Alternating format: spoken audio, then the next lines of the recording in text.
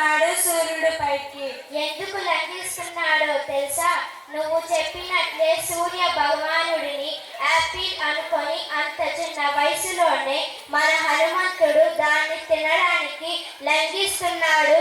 అద్భుతం! భూమిపై నుండి సూర్యుడి పైకి దూకడం మహా అద్భుతం. నీకు ఇంకా ఏమి కనిపించింది వీడియోలో? ఏదో సంస్కృత శ్లోకం కనిపించింది, అది అర్థం కాలేదు. అయ్యో, అసలు కదా ఆ సంస్కృత వాక్యంలో ఉంది, అది శ్లోకం కాదు. మరేంటి? హనుమంతుడు లంఘించిన దూరాన్ని వేద గణితంలో మన ఋషులు చక్కగా చెప్పారు. ఇదిగో యుగ సహస్ర యోజన బాణ దూరాన్ని మన హనుమంతుడు లంఘించాడని అప్పటి మన మహర్షాలు.